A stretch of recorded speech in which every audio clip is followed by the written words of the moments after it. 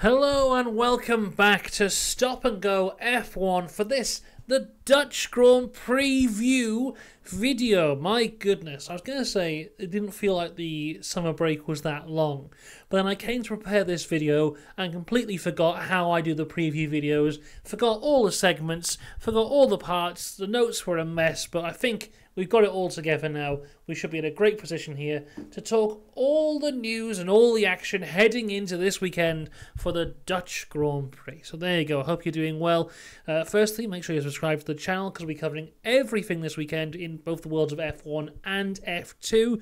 If you have missed any of the videos over the summer break, there's a few on there. There's a few news videos. There's also a few more fun videos as well. Look, there's one where I looked at Martin Brundle's grid walk, which was quite a fun one. I did some other ones as well. I can't remember what they are.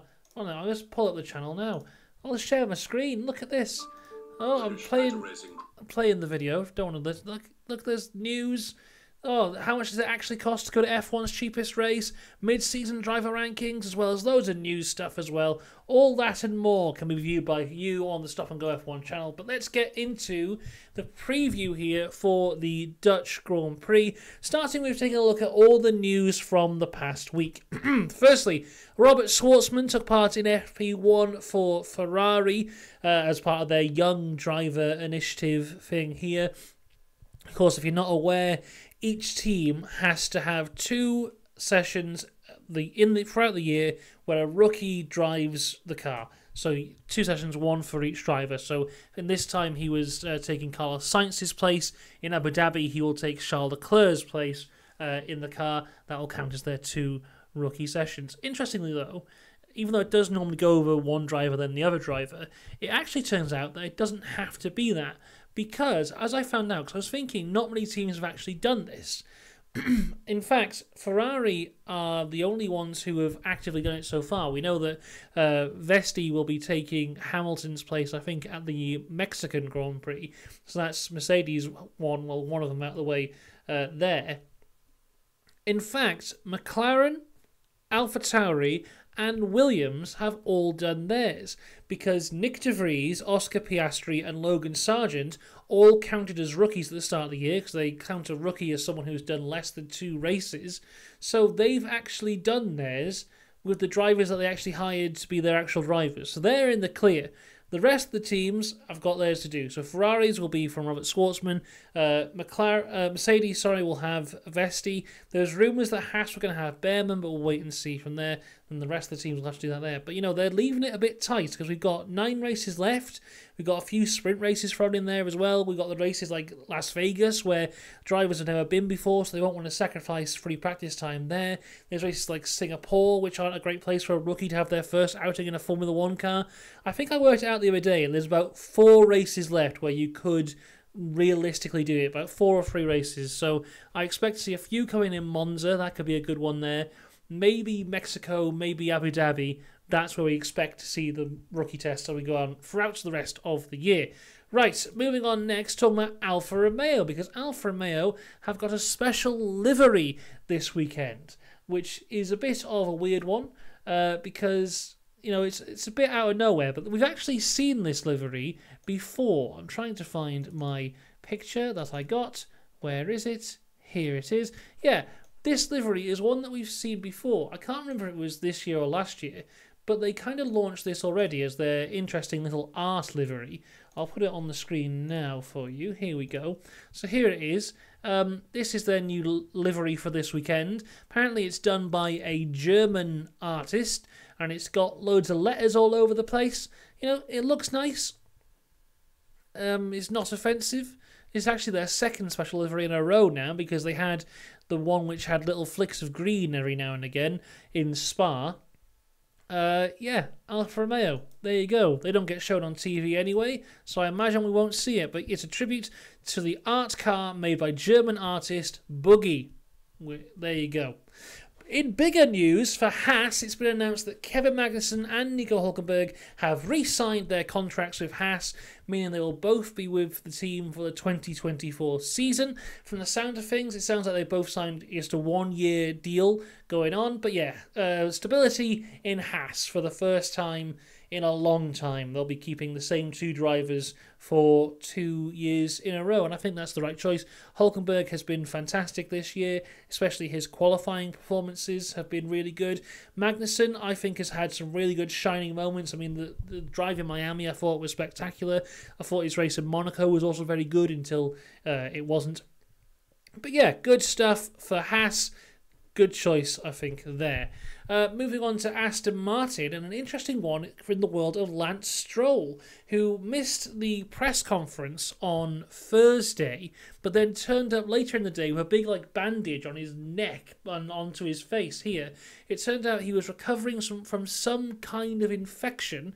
It was reported that he's fit and well and will be competing at this week's race. We saw him in the practice sessions today, so we know that is true. But it was, a bit of a strange one from Lance there. Not many details coming out from there. But there are rumours circulating around Lance, not to do with his infection, but to do with his career, with the rumours being that at the grand old age of 24, Lance Stroll may be contemplating retirement to go and play professional tennis. So this is a very interesting one here. I mean, if that's what he wants to do, that's what he wants to do, but it feels to me a bit like he's been underperforming this year. They need to get rid of him. They can't because he doesn't really have a contract because, his dad owns the company. And they go, well, Lance, you can leave and we'll set you up to play tennis if that's what you want to do. That's what you want to do. And, news coming out, not about Lance now, moving on. News coming out of FP2 is that Daniel Ricciardo may be injured. He had a crash in FP2. We saw Oscar Piastri go off. Then as Ricciardo's coming round, Piastri's car was on the racing line. He swerved to avoid it and swerved right into the wall. On the radio, he was saying that he'd hurt his hand. He was seen leaving the circuit to go to the hospital with his arm in a sling. So this may be a developing story here for Alpha Tauri for the rest of the weekend. We'll have to wait and see if Ricciardo is able to continue. If not, there are two choices to swap for him. There is, of course, Liam Lawson, who is the reserve driver for Red Bull and AlphaTauri, who is currently in Japan, but they could probably get him over to compete for this weekend. Or there is also Nick de Vries, who Daniel Ricciardo came in to replace. Interestingly, Nick de Vries is Dutch, so this would be his home Grand Prix. If Ricciardo was unable to compete, he would get a home Grand Prix in the season where he did 10 races and then was fired. I mean, imagine if he came back and actually scored some points. That would be one of the maddest stories of the year. So that's definitely one to keep an eye on.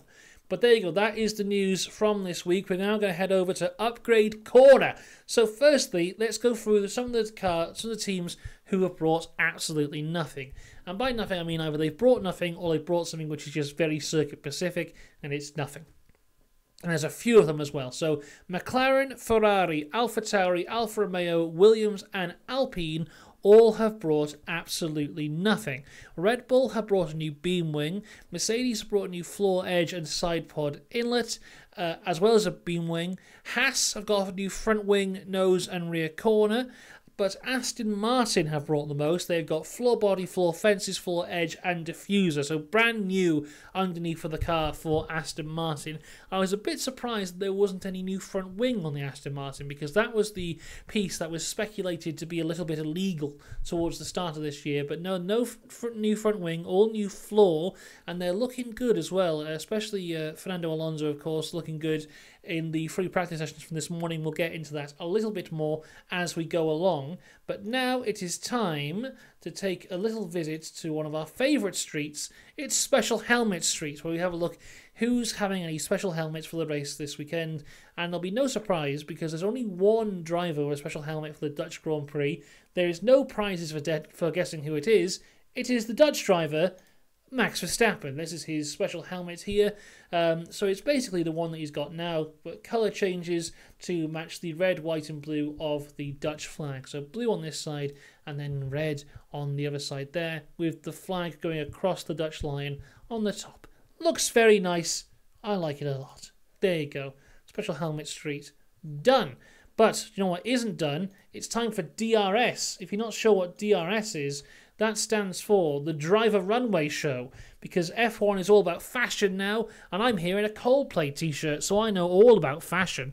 So let's have a look at what some of the drivers were wearing as they arrived to the Grand Prix on Thursday, starting with Daniel Ricciardo in this lovely cardigan. That is a lovely cardigan. Also, I like the hat with the camel livery, you know, a classic F1 sponsor there on the hat. Great stuff. Esteban Ocon is auditioning to play Cyclops from the X-Men. You know, he's heard that they might be recasting the X-Men for the MCU. This is his audition. He's sending that in now. Hopefully it goes well. George Russell has torn a page out of Tory Boy fashion magazine, and he's got it to go to his daddy's yacht club. He's got this outfit picked out. He's going to go down a storm. Lewis Hamilton, he's wearing this thing. Tommy, it's his 85th birthday today, so happy 85th birthday to Tommy. Lewis Hamilton celebrating here as well. Unfortunately, though, his left ankle got too warm on the way, so he's lifted that up there to cool that down. All going good there. This is Yuki Tsunoda. This pocket looks quite big, but on a normal-sized human being, it would be quite small. And then Zhou, looking good, but some children have scribbled all over his jacket, which is a real shame. So there you go. There's the fashion. Fashion in F1. That's what it's all about. Enough with fashion, though. Let's talk about results. Let's talk about the Formula 1 free practice results, because they are very, very interesting. It's probably the most competitive I've seen the grid look all year as we come into here. So if we look at FP1... I'll just put the results on the screen so you can see as well as I can. So, Max Verstappen topping the charts here, but Fernando not too far behind, as with Lewis. Sergio's also there. Really interesting, those. The team to watch this weekend, the Williams team. 5th for Albon, 7th for Sargent in FP1. Really just keep an eye on them. They got really good pace. They've looked very consistent throughout the entire weekend. What is also quite interesting, Haas, who brought this brand new front wing, they're nowhere. 14th and 18th for Haas. Lance Stroll didn't put any lap times in because he had an engine issue, so it was a bit interesting looking at the Aston there. But yeah, Fernando coming second in FP1. As we go across to FP2, it was Lando Norris who topped the session. Max not too far behind. But again, look, Albon there, 3rd place, with Sargent was down in 12th. But, you know, still very competitive for Sargent, who would normally be right at the back. Perez not looking as strong. Stroll came through in 8th, Alonso in 10th. I think Alonso was focusing more on long runs here, but still within half a second of Lando's fastest time. Piastri and Ricciardo had that instance, so their times weren't really there. But again, Haas looking right at the back. Ferrari not looking great. Only 11th and 16th for Ferrari in FP2. In FP1, how were they doing? I don't think they were doing too great either. Look, there you go. So Leclerc 16th, Schwartzman 19th in FP1. Doesn't really shock me about Schwartzman, because when they do these rookie tests, they normally don't let them do like qualifying laps or anything like that. They normally keep them quite slow. So Schwartzman doesn't massively surprise me at the back, but Leclerc only 16th place. So Ferrari look like they're really struggling this weekend, but Red Bull, McLaren look like they're leading the way. Aston seems to be not too far behind.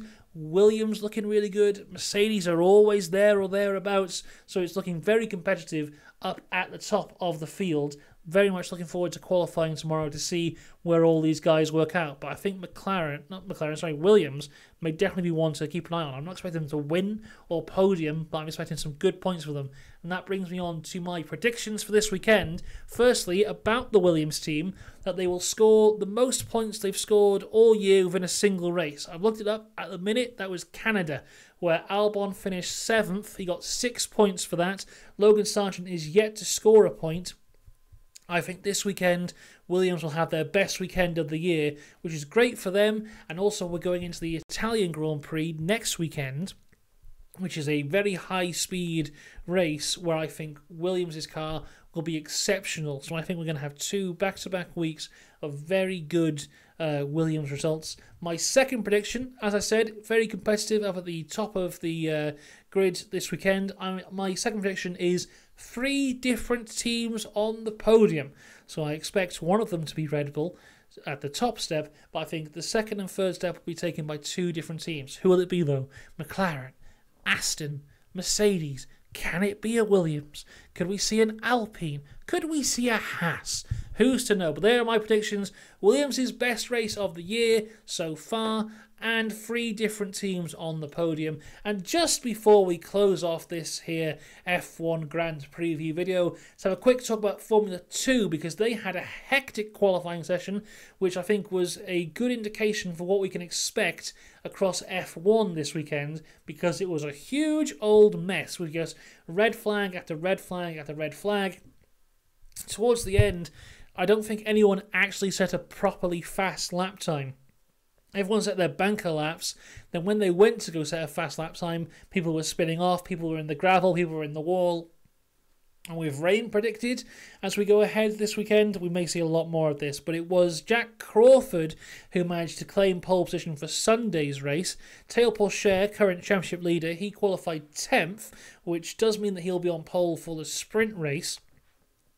Frederick Vesti, who's in second place in the championship, got 3rd for the feature race, and Ayumu Iwasa once again massively unlucky in qualifying. He's just clinging on to 3rd in the F2 championship as it is at the minute. Jack Doohan not too far behind. He'll be starting 12th for both the sprint and feature races, so it could be another difficult weekend for Iwasa as he's trying his desperately hardest to cling into this Formula 2 Championship battle. But there you go. That is the Formula 1 Grand Preview here on a weekend where Max Verstappen can equal Sebastian Vettel's record for 9 race wins in a row. He can equal that in front of his home fans. It'll be quite the spectacle to see, and I imagine it'll happen. So join me all this weekend as we take a look at the F1 and the F2. I hope you have a great weekend. I'll see you next time. Goodbye.